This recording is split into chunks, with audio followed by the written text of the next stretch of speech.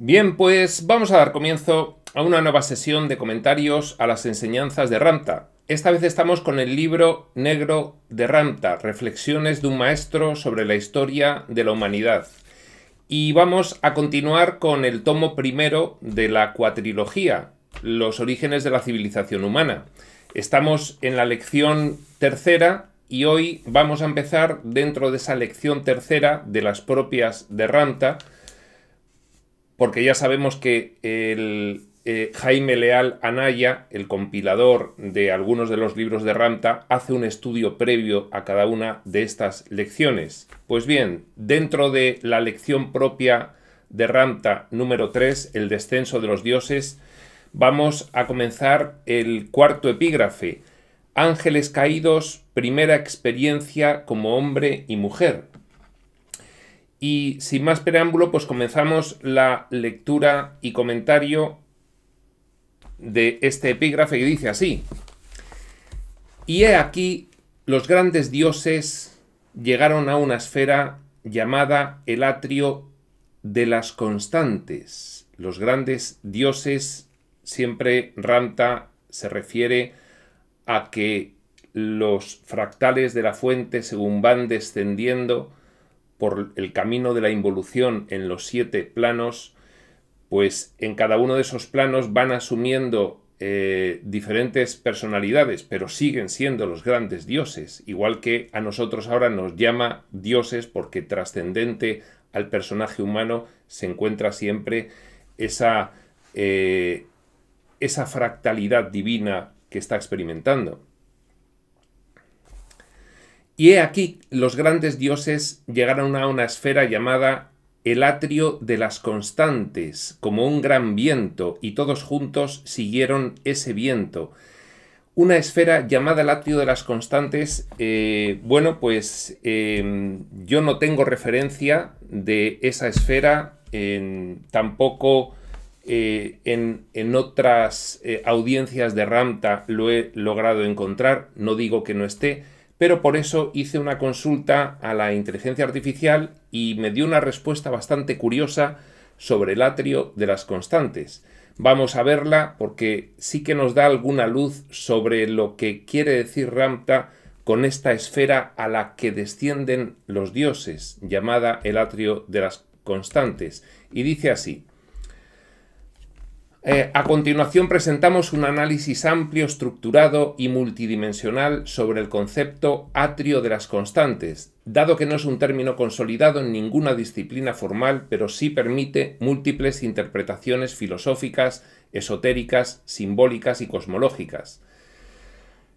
Primero, sentido etimológico y simbólico. Atrio es un espacio liminar, una zona de transición entre lo profano y lo sagrado, o entre lo exterior y el núcleo de un recinto, lugar de espera, preparación o integración antes de acceder a un ámbito más profundo. Constantes, aquello que permanece, principios que no cambian, leyes estables, arquetipos, invariantes cósmicos o metafísicos. Y la síntesis simbólica de ambos términos sería: atrio de las constantes podría referirse a un espacio interno, conceptual o energético en el que se contemplan o se perciben las leyes fundamentales que sostienen la realidad antes de penetrar en un ámbito aún más secreto o absoluto.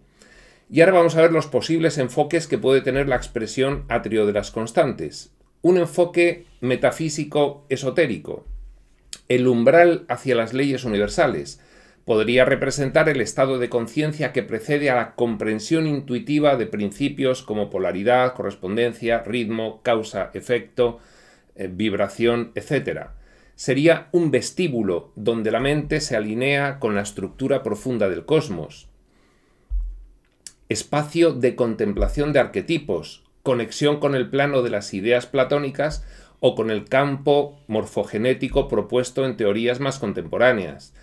Allí se percibirían las constantes primordiales que dan forma a las manifestaciones, punto de reposo entre la multiplicidad y la unidad, una frontera entre el mundo de las formas y el centro donde todo se unifica, un espacio en el que las constantes funcionan como guardianes o como patrones. Fijaos en esta expresión, una frontera entre el mundo de las formas y el centro donde todo se unifica, un punto de reposo entre la multiplicidad y la unidad, porque me parecen especialmente sugerentes. Bien, B. Enfoque espiritual místico. Estado meditativo profundo. Podría aludir a una fase de percepción interior donde emergen las constantes de la propia conciencia: intención, presencia, silencio, testigo. Un paso previo a la disolución del yo en una experiencia más elevada. Atrio como antesala iniciática. En tradiciones iniciáticas, el atrio es donde el neófito se purifica antes de acceder al santuario.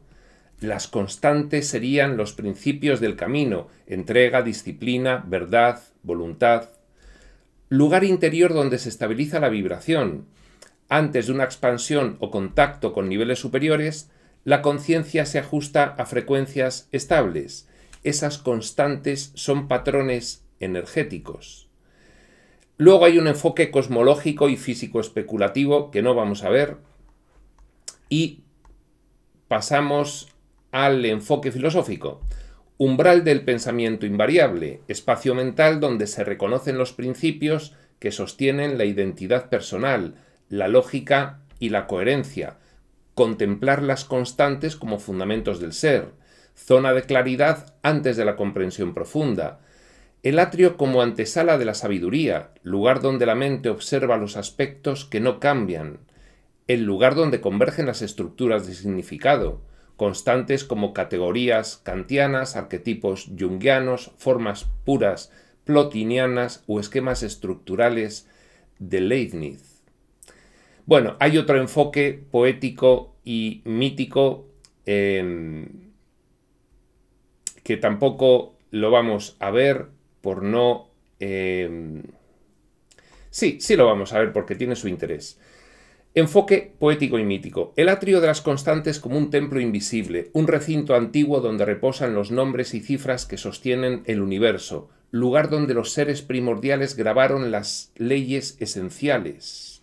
Esta también nos puede evocar algo, lugar donde los seres primordiales grabaron las leyes esenciales.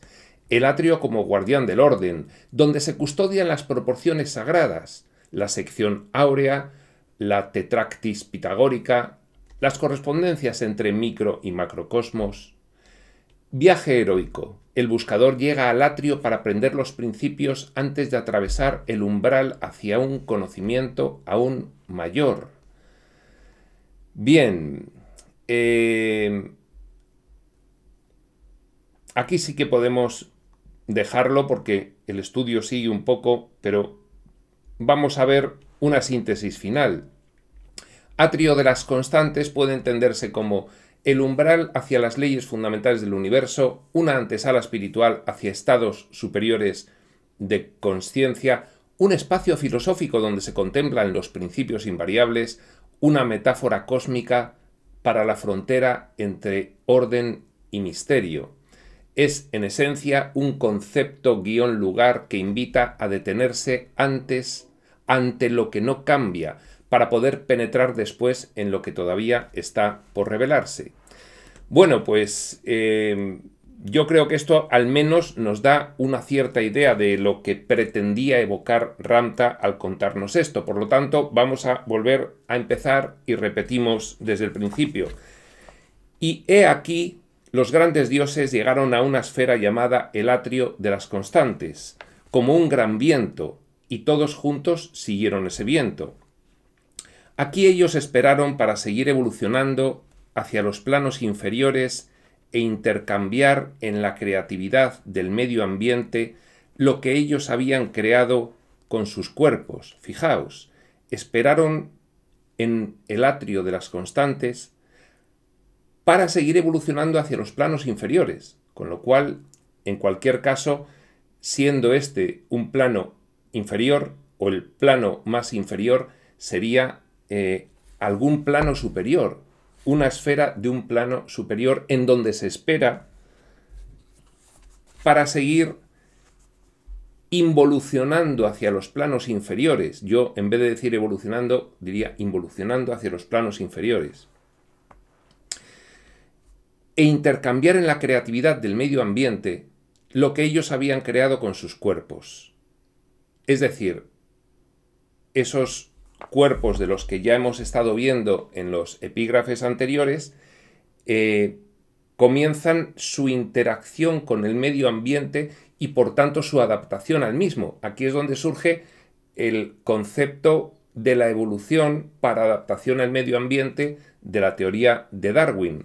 Solo que, bueno, la diferencia es que la teoría de Darwin anuncia un origen pues totalmente diferente que la espiritualidad. Lógicamente, la espiritualidad, esto siempre es una creación de la conciencia, y para la teoría darwinista, en sus postulados más científico-materialistas, pues surgiría, en fin, de la casualidad. Sigue diciendo Ramtha: así llegaron como los majestuosos vientos, esos dioses que llegaron a la esfera denominada el atrio de las constantes. Soplaron su fervor sobre las profundidades y crearon el agua cristalina. Soplaron su aliento dando vida a sus plantas y animales y a todas las formas creadas que necesitaban nutrirse. El gran árbol alzó su vista y cuando vio hacia arriba se inclinó en señal de reverencia ante la belleza de su ser creado. Aquí el gran árbol evoca esas grandes columnas de luz que decía Ramtha que tenían como imagen los dioses antes de introducirse en los cuerpos creados en este plano. El gran árbol alzó su vista y cuando vio hacia arriba se inclinó en señal de reverencia ante la belleza de su ser creado.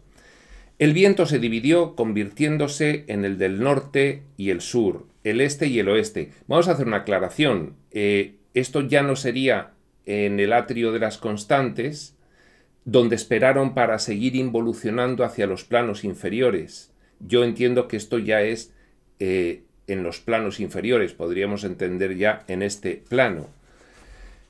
El viento se dividió, convirtiéndose en el del norte y el sur, el este y el oeste, con el propósito de multiplicarse y transportar su silbido de energía a través de este plano, donde todos, en la colonización de sus personas y sus casas señoriales, pudieran conversar y contribuir al desarrollo del espíritu humano. Aquí, ciertamente, que Ramtha se pone muy abstracto. Y todos llegaron a este plano simultáneamente, todos excepto un grupo. Este plano ya sí que lógicamente es el plano físico-material de la experiencia humana, puede entenderse como el escenario Tierra, y dice que llegaron todos excepto un grupo. Este grupo permaneció en lo que se llama el atrio de las constantes. Ahora ya se aclara un poco más. Todos primero bajaron al atrio de las constantes y desde ahí, en un momento de espera, después bajaron a los planos inferiores. Pero no todos, una gran parte. Otra se quedó en el atrio de las constantes. Este grupo permaneció en lo que se llama el atrio de las constantes y ellos seguirían los avances de sus predecesores. El por qué Ramtha a ese estado intermedio en el descenso le llama el atrio de las constantes, ahora sí que puede entenderse mejor a partir de la explicación que nos ha dado la inteligencia artificial. En algunos casos, ciertamente, que aporta. Repetimos y seguimos. Este grupo permaneció en lo que se llama el atrio de las constantes y ellos seguirían los avances de sus predecesores. Vosotros, el primer grupo que baja a los planos inferiores, el otro grupo se queda en el atrio de las constantes para vigilar el seguimiento, la evolución de los que bajan a los planos inferiores. Y cuando todos llegaron a este plano en sus áreas respectivas, he aquí, mientras ellos comenzaban a manifestarse bajando la frecuencia de su precioso yo, se volvieron más resplandecientes que vuestro sol del mediodía, como luces brillantes sobre la faz de la Tierra. Fijaos, al disminuir sus frecuencias personales, no estamos hablando todavía de los cuerpos, sino de esos envoltorios energéticos que se supone que eran estos dioses cuando iban descendiendo por los planos. Podemos imaginar el gran Merkaba o aura en el plano astral, mental, en fin, con todo el resto de formas de los diferentes niveles dimensionales, podríamos decir, ¿no? Y cuando llega al plano, a este plano, al físico material, esa reducción de la frecuencia hace que se vea una luz muy brillante. Todavía no hay cuerpos allí, eso es una reducción mucho mayor.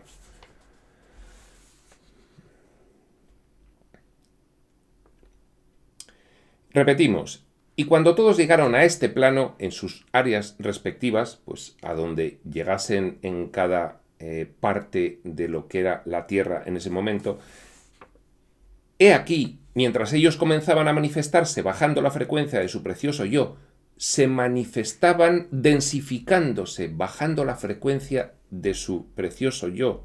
Se volvieron más resplandecientes que vuestro sol del mediodía. En una determinada fase eran pura luz visible, como luces brillantes sobre la faz de la tierra. Y en vuestros antiguos sumarios de historia hay religiones, como se les llama, que adoran a esas gentes brillantes que una vez llegaron aquí. Eran ellos y escribieron su propia historia.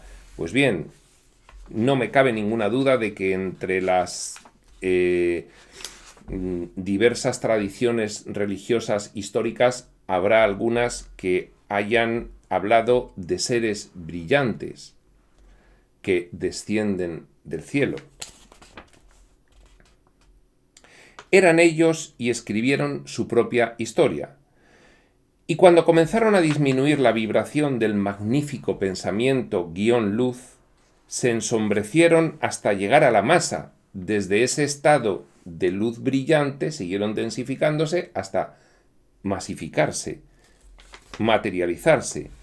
Y entonces el último entendimiento se convirtió en masa, la cual era pesada en este plano, sometida a la fuerza de la gravedad de la esfera.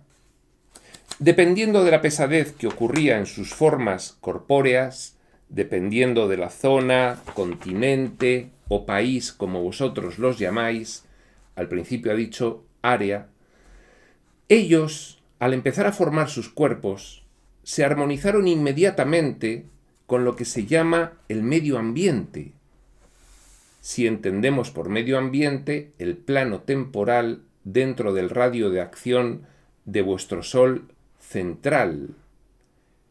Es decir, descienden en cada área, en cada continente, en cada sitio y se empiezan a adaptar al medio ambiente de esa área. Pues en la Tierra ya sabemos que hay un medio ambiente muy diferente en los polos de lo que lo hay en el Ecuador o en los trópicos.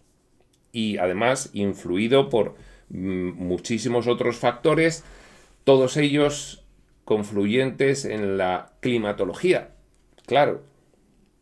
Pues bien, se empiezan a adaptar según el área. La intensidad era producida por la cercanía de cada plano. De este modo, el más cercano al Sol recibiría la mayor cantidad de calor. Pues el Ecuador,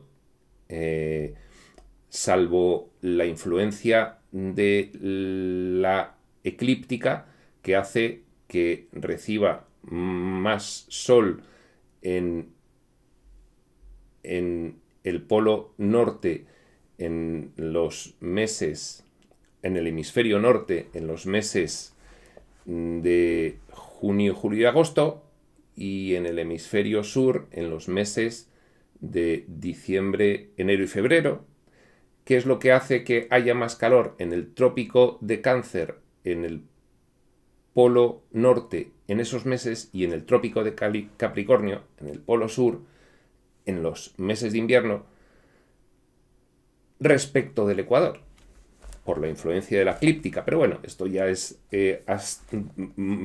fundamentos básicos de astronomía.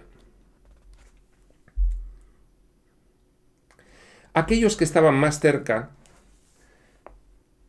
del Sol se volvieron más oscuros, mucho más oscuros, y nunca fueron claros, pero solo en la condición de su masa, lo que se llama carne.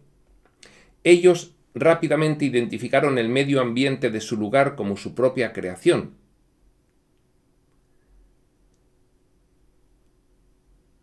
Esto es enigmático. La diferencia del color de la piel hoy en día, en vuestros tiempos, no distingue, separa, reduce o pretende que nadie sea superior a alguien más.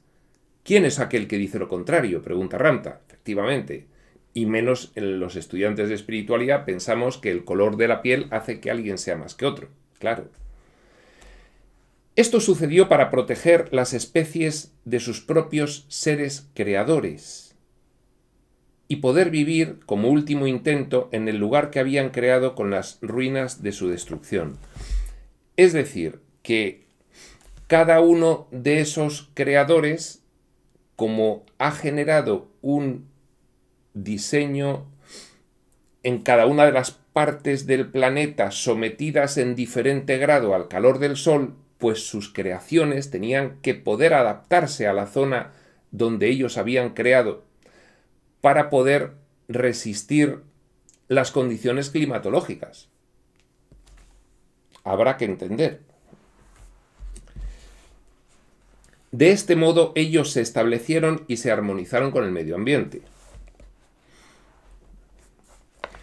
Aquellos que vivían más al norte en vuestra esfera se volvieron más claros en su tono de piel, en el color de sus ojos y en el de sus cabellos, en el norte, en proporción a la luminosidad de todas las variables de los minerales que se encontraban a su alrededor, pues estos, los minerales, tienen color.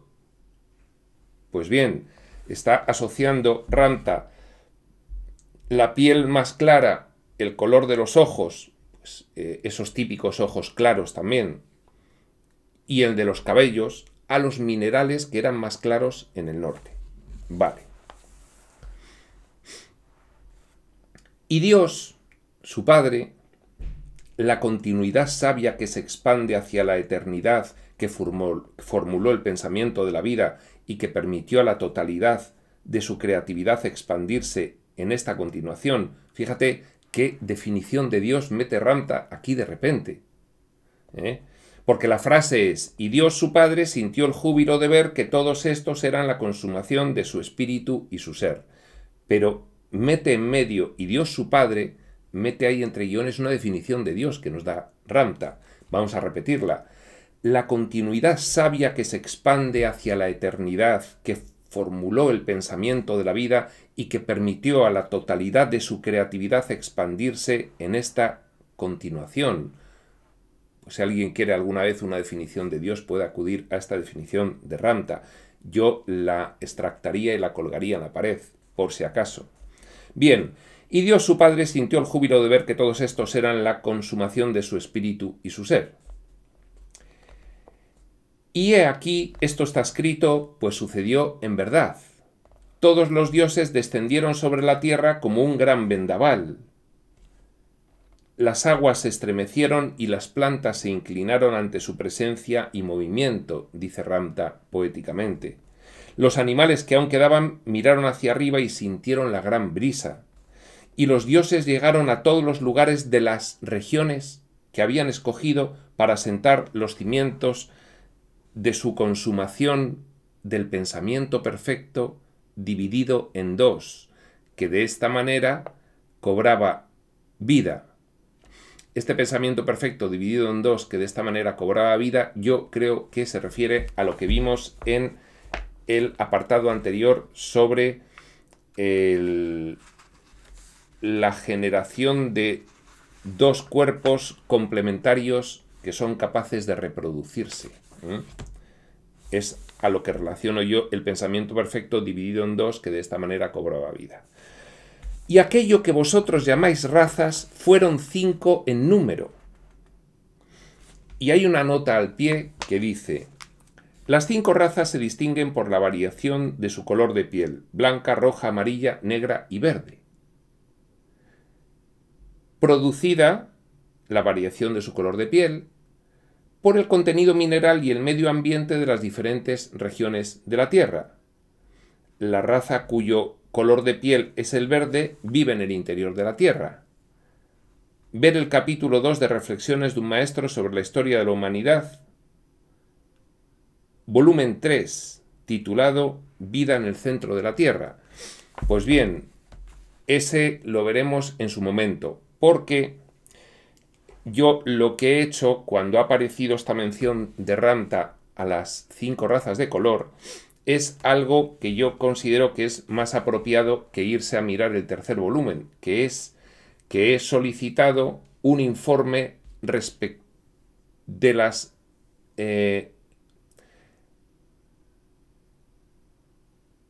menciones que de las razas de color originarias en la humanidad hacen algunas tradiciones espirituales, que yo sé que las hacen. Por eso le especifiqué a la inteligencia artificial que hablase concretamente de ellas.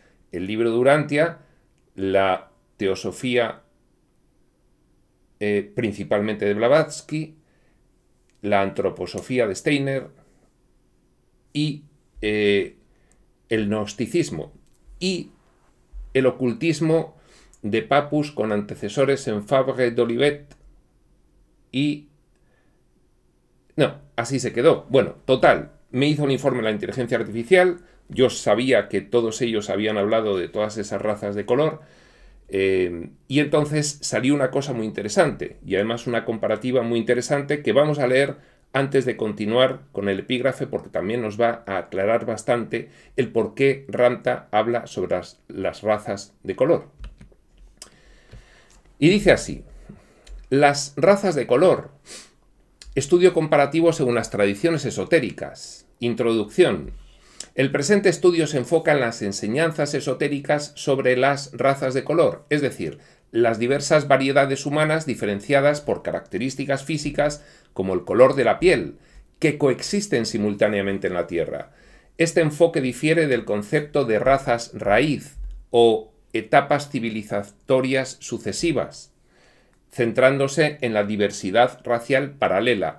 Claro, porque, bueno, pues en la teosofía, por ejemplo, las instancias civilizatorias, pues la polar, la hiperbórea, la lemuriana, la atlante, la actual, son razas raíz. Pero de lo que estamos hablando no es de eso, es de razas de color en una simultaneidad, en un paralelismo del espacio-tiempo, no en etapas civilizatorias sucesivas.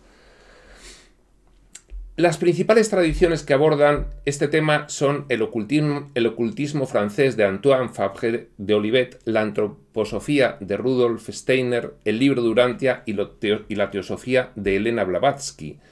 Cada una ofrece una cosmogonía particular sobre el origen y naturaleza de las razas humanas. Fabre d'Olivet, las 4 razas primordiales. Antoine Fabre d'Olivet, 1767-1825, en su obra Historia filosófica del género humano, presenta un esquema de 4 razas humanas, 4, que coexisten desde tiempos remotos, cada una con su territorio y destino histórico particular. Las 4 razas. 1.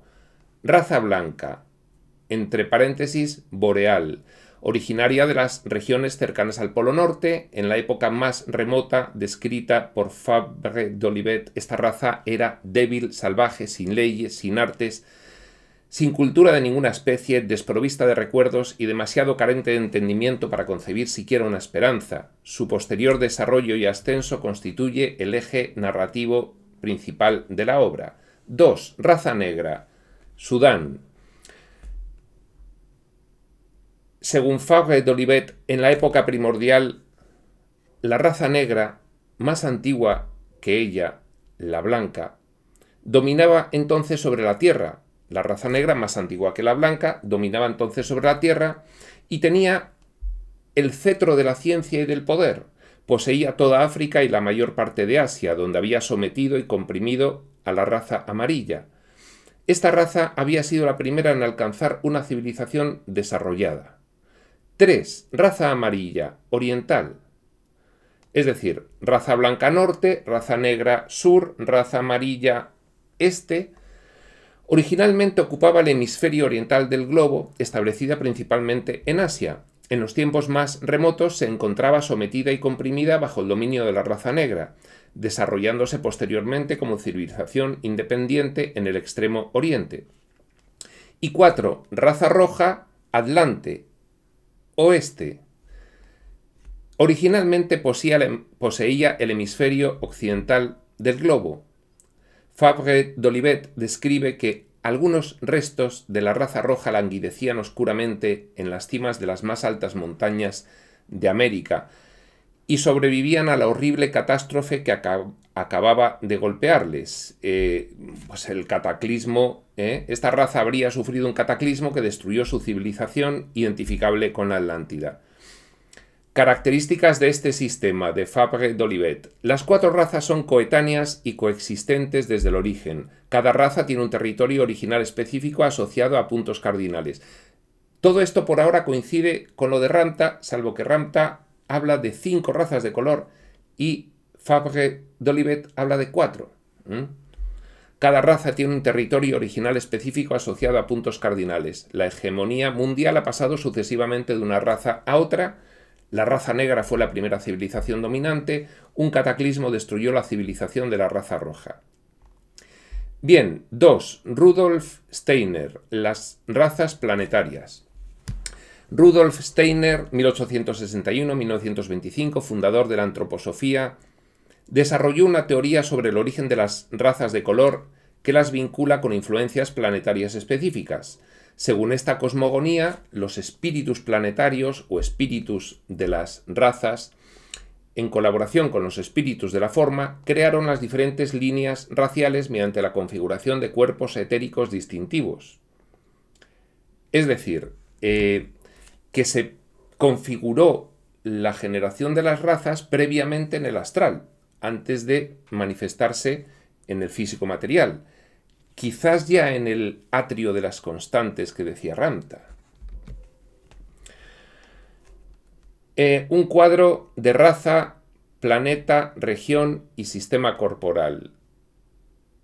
Negra, Mercurio, África, sistema glandular. Amarilla, Venus, Asia, respiración, plexo solar. Mongol o mongólica, Marte, Asia Central, sangre. Caucásica, Júpiter, Europa, Asia Menor, sistema nervioso central. Cobriza, Saturno, América, vejez, decadencia. Pues bien, aquí la diferencia está en la negra, la amarilla y la cobriza o roja coinciden, y luego en vez de hablar de la blanca, tal como hace Fabre d'Olivet, Rudolf Steiner habla de la mongólica caucásica. Mongólica, Asia Central, caucásica, Europa, Asia Menor. Steiner explicaba que el desarrollo original del progreso evolutivo del hombre comenzó con la raza de Mercurio, la raza negra, en África. En este coincide con d'Olivet. La raza negra, con las características propias de la infancia, moviéndose en dirección hacia Asia. Los espíritus de Venus y Marte imprimieron en esas razas los caracteres de la juventud. Moviéndose luego en dirección oeste hacia Europa, los espíritus de Júpiter imprimieron en la raza humana los caracteres de la primera madurez. Bueno, hay una especie como de evolución. Superación del concepto racial. Es importante señalar que Steiner, a partir de 1910 aproximadamente, abandonó la concepción vertical jerárquica de razas y adoptó un modelo más horizontal y universalista. Enfatizó que en la evolución futura del ser humano todo lo relacionado con las antiguas razas y comunidades tradicionales perderá progresivamente su importancia y que la naturaleza individual de cualquier persona es más alta que ninguna afiliación racial, étnica, nacional o religiosa. Bien, yo creo que esto es un añadido de la inteligencia artificial que no viene a cuento, pero lo ha hecho. 3. El libro de Urantia, las 6 razas Sangik. Esto sí me lo conozco más directamente, dado que soy un estudioso del libro de Urantia.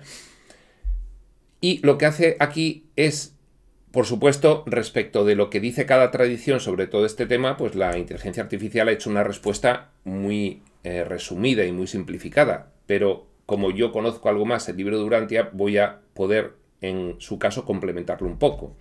Dice, el libro de Urantia, publicado en 1955, presenta un sistema único de 6 razas de color. 6. Dolivet 4, Steiner 5, el libro de Urantia 6. Denominadas razas Sangik, que surgieron simultáneamente hace aproximadamente 500.000 años de una sola familia, de la primera pareja humana según el libro de Urantia, llamados Andón y Fonta, en las tierras altas del noroeste de India. Origen de las razas Sangik. Según el texto, un hombre y una mujer que vivían en la parte nordeste de la región comenzaron repentinamente a producir una progenie singularmente inteligente. Esta fue la familia Sangik, los antepasados de las 6 razas de color en Urantia. Estos hijos Sangik, 19 en total, no solo eran más inteligentes que sus semejantes, sino que su piel manifestaba una tendencia insólita a volverse de colores distintos al exponerse a la luz del sol. Es que están hablando todos de lo mismo, ¿de acuerdo? Esa adaptación al medio ambiente. En el libro de Urantia, esta familia Sangik, que era formada por la primera pareja puramente humana, unos homínidos llenos de pelo, pero que se dio en ellos por primera vez la consciencia de autorreferencia y la conciencia moral, la capacidad de distinguir el bien y el mal y las dotes puramente características de conciencia de personalidad. Pues bien, estos Andón y Fonta estaban con sus grupos tribales y se dieron cuenta de que eran 2 hermanos, se dieron cuenta de que eran más inteligentes que el resto de sus tribus de homínidos y se separaron y se fueron y tuvieron esta descendencia de 19 hijos. A esa familia se la denominó la familia Sangik y estos 19 hijos tenían la característica de que su piel se amoldaba a la climatología, que es lo que estaba diciendo Ramta, precisamente.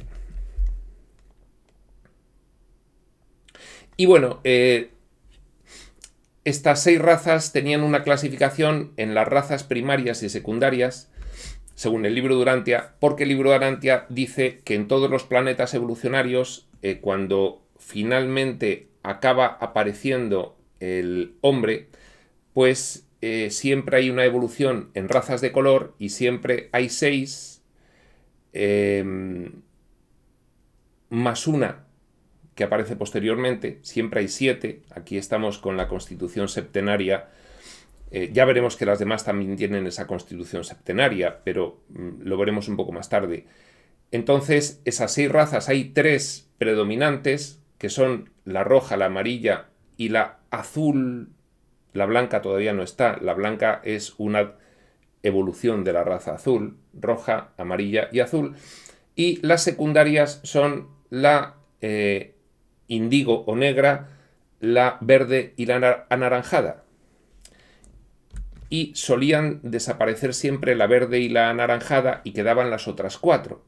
Pero la 7ª raza, la raza violeta, fue la que hizo evolucionar generalmente a todas las razas y particularmente de la raza azul a la raza blanca. Bueno, algo así.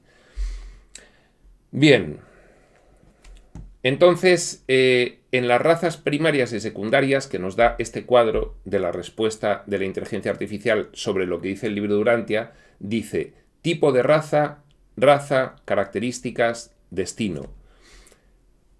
Tipo, primaria, raza roja, más inteligente, inventor del arco. Destino, migró a América, 85.000 años. Primaria, amarilla, primera en agricultura, social y colectivamente superior, Asia Oriental.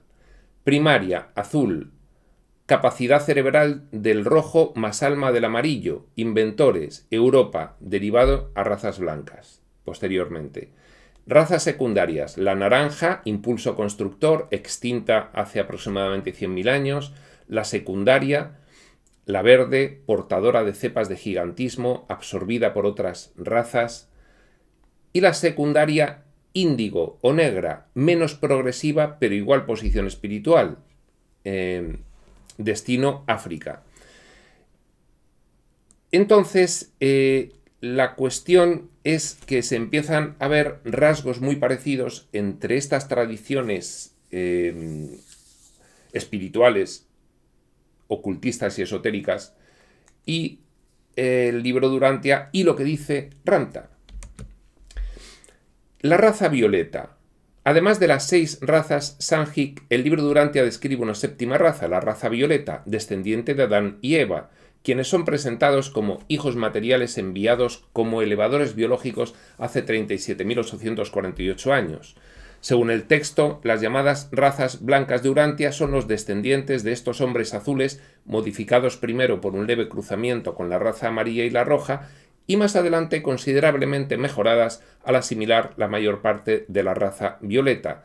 Y ahí, entran en juego hace unos 38.000 años, pues Adán y Eva, que según el libro de Urantia, pues eran unas entidades que precisamente pues descendieron para mejorar las cepas genéticas de las razas existentes. Cuarta tradición, teosofía. Razas de color como remanentes. En el sistema teosófico de Elena Blavatsky, las razas de color actuales se explican principalmente como remanentes o descendientes de las razas raíz anteriores, es decir, serían remanentes o descendientes de las instancias civilizatorias, polar, hiperbórea, lemuriana, atlante. Fijaos, de esas 4. No como creaciones simultáneas. La diversidad racial actual resulta de la supervivencia de diferentes linajes y su posterior mezcla. Bueno, eso por supuesto en todas ellas, claro. Correspondencias de las razas actuales con las razas raíz. Esto es bastante interesante, por supuesto, quien quiera desarrollar pues tiene que acudir a esos textos y ahí pues vendrán las explicaciones oportunas. O bien, pues acudir a la vía rápida al atajo de la inteligencia artificial. Razas amarillas actuales, descendientes de las primeras ramas de la cuarta raza, del Atlante, particularmente de la subraza mongola. Aborígenes australianos, descendientes degenerados de una división de la séptima subraza de la tercera raza, lemuriana. Fijaos que no habla incluso de las variantes incluidas en las razas raíz, Séptima subraza, séptima variante de la tercera raza raíz, de la tercera instancia civilizatoria, la lemuriana. Pueblos de la India, mezcla de descendencia lemuriano-atlante con inyecciones posteriores. Raza blanca, entre paréntesis aria, la quinta raza raíz actual, surgida de la subraza semítica de la Atlántida. Bien. Blavatsky sostenía que la unidad de la especie humana, negros, arios, mongoles, etc., todos se han originado de la misma manera y de los mismos antepasados. Estos últimos eran todos de una sola esencia, pero diferenciados, porque pertenecían a 7 planos que diferían en grado, aunque no en especie. Esto es muy interesante porque enlaza con algunas insinuaciones que hace Ramta de las razas de color, como que provenían de diferentes planos. Bien. Luego hay un análisis comparativo. En Dolivet hay 4 razas, en Steineras hay 5, en el libro Durantia hay 6 más 1 la violeta, total 7. Aunque finalmente todas de una manera u otra acaban convergiendo en 7. Bien, hemos ido comentando las características comparativas. No hace falta que leamos otra vez el cuadro.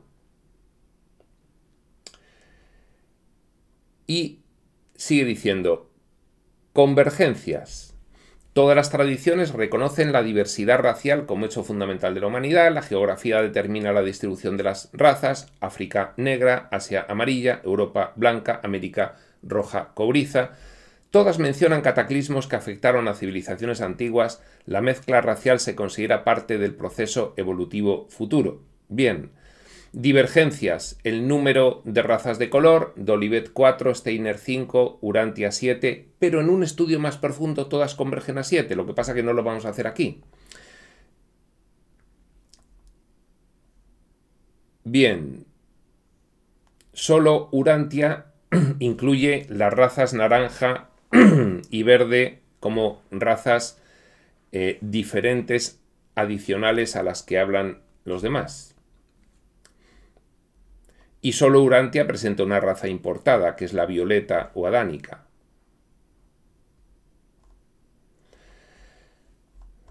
Bien, pues este es un poco ese estudio, resumen, que encargué a la inteligencia artificial, pues un poco para tener en mente que las tradiciones espirituales, pues tal como hemos visto, porque, bueno, pues Blavatsky y Steiner beben de otras tradiciones previas.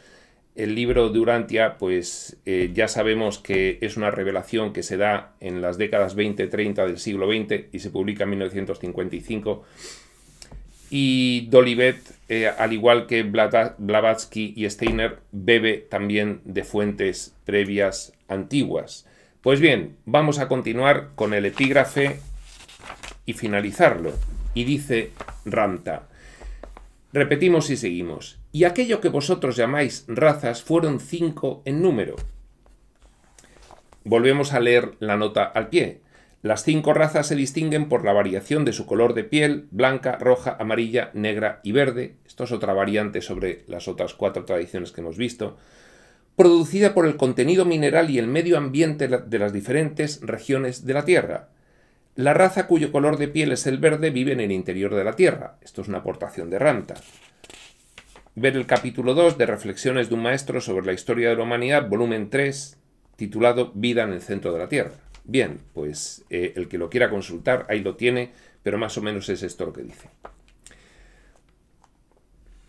Y aquello que vosotros llamáis razas fueron 5 en número, y con ellas se estableció un entendimiento sobre vuestro plano, llamado, en verdad, el primer acuerdo de una gran hermandad, que permaneció en las constantes, en el atrio de las constantes. ¿Un acuerdo de qué? De diseño. Claro, el acuerdo de una gran hermandad, familia de conciencia que desciende al plano físico-material y que realiza acuerdos de diseño, acuerdos de percepción. Un acuerdo que permaneció en el atrio de las constantes, en esa dimensión previa originadora de los moldes o prototipos de diseño. Repetimos.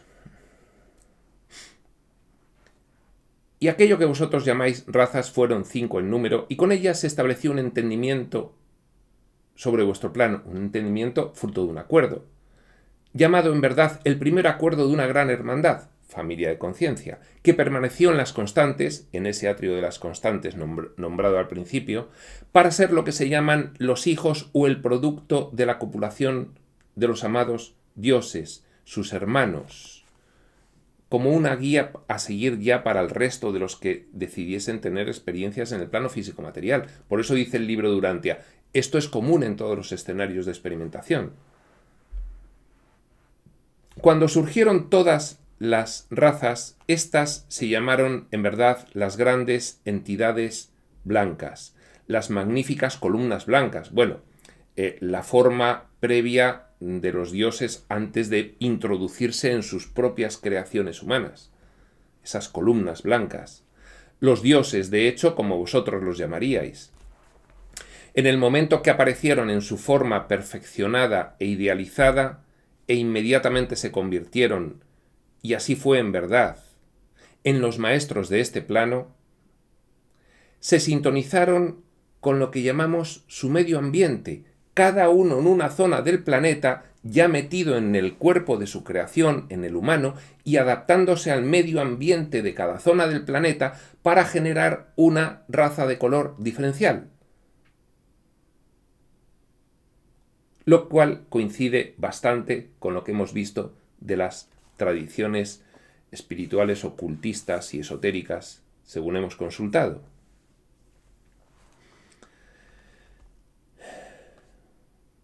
E inmediatamente se convirtieron, repetimos el inciso final, en los maestros de este plano, se sintonizaron con lo que llamamos su medio ambiente, las condiciones que les rodeaban. El magnífico viento llegó, y así fue en verdad, al lugar llamado Atlántida, y aquella gente se convirtió en la raza roja, pues la tierra de Atlántida era roja. Y en el lugar que se llamó en verdad Lemuria, la tierra madre, según la raza amarilla, pues ese era el color de su piel debido a la cantidad de fósforo que contenía aquella tierra en aquellos tiempos, siendo este también el elemento que sustentaba a los llamados gigantes, las bestias, como tú las conoces. Hay una nota al pie, los dinosaurios. En fin, es decir, la raza amarilla, raza de Oriente, debido a que en el suelo había en aquella época mucho fósforo. Una adaptación al medio. Lo que llamáis en verdad el Ecuador, el manantial de la Tierra, lo más cercano al Sol, donde hace más calor, se llamó Atu, y era por consiguiente el canal que conectaba las dos regiones. Las dos regiones, aquí puede entenderse norte y sur, o las dos regiones ecuatoriales. Como sus genes se encontraban en el lugar donde la madre sol se precipitaba con más intensidad, donde hacía más calor, su piel se volvió muy oscura, pues estaban expuestos al bombardeo de lo que llamamos propulsores de luz en el estrato, los cuales rebotaban en la tierra y en su reflejo formulaban el calor. El calor por reflejo. Hay algunas corrientes de información que dicen que la luz del sol en realidad no calienta directamente, que solo lo hace por reflejo, también en el cuerpo. Fijaos lo que dice Ramta. Su piel se volvió muy oscura, pues estaban expuestos al bombardeo de lo que llamaremos propulsores de luz en el estrato, los cuales rebotaban en la tierra y su reflejo formulaba el calor. Y así se aclimataron a lo que se llama, en verdad, calor. Y su cuerpo se armonizó y se acopló a las condiciones de calor. Su tez se volvió oscura y su pelo áspero y grueso, para proteger el delicado cuero cabelludo del hombre. Y los ojos se tornaron oscuros para apreciar la brillantez de la luz y la inteligencia que hay en ella. Y surgieron los habitantes del norte. Ha hablado ya, raza roja atlántida, oeste, raza amarilla lemuriana, este, raza negra ecuatoriana, sur, y va a hablar ahora de la raza blanca del norte. Y surgieron los habitantes del norte, como se les conocía incluso en los tiempos de Lemuria y Atlántida. La magnífica raza de hombres de pelo claro, como la luz del sol, ojos azules, piel blanca, tan blanca como vuestra definición de blanco, para habitar una región que se acababa de crear con el poder y la inteligencia del sol. Los enigmas de Ramta. Esto fue maravilloso en verdad. Bueno, el poder y la inteligencia del sol, ya sabemos que, según la forma de explicar que tiene Ramta, del sol nació el sistema solar y todo lo demás. A través del sol vino todo. Es como un portal dimensional. El sol, a través del cual viene todo. Por eso aquí sí se puede entender una región que se acababa de crear con el poder y la inteligencia del Sol. Esto fue maravilloso en verdad y sucedió en un momento que en vuestro entendimiento es una eternidad. Claro, aquí está la clave. Ramta lo cuenta como si todo hubiese sucedido a la vez, como los 7 días del Génesis, pero esto llevó cientos de miles de años. Claro, o los que fuesen, o decenas de miles, o miles, o... Tiempo, llevó tiempo. Esto fue maravilloso en verdad y sucedió en un momento que en vuestro entendimiento, en el de los humanos, claro, depende desde dónde entiendas esta cuestión, un momento que en vuestro entendimiento es una eternidad. Estos procesos de perfeccionamiento tomaron, sin embargo, mucho tiempo hasta producir y hacer justicia a Dios en su condición de creatividad colectiva, desde los primeros homínidos hasta el Homo sapiens sapiens, proceso de perfeccionamiento que tomó, sin embargo, mucho tiempo hasta producir y hacer justicia a Dios, hasta ser creaciones semejantes a sus creadores, lo más satisfactorias posibles para sus creadores.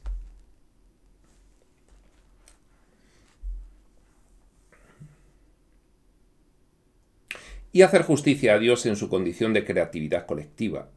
Fijaos que no da puntada sin hilo, Ramta.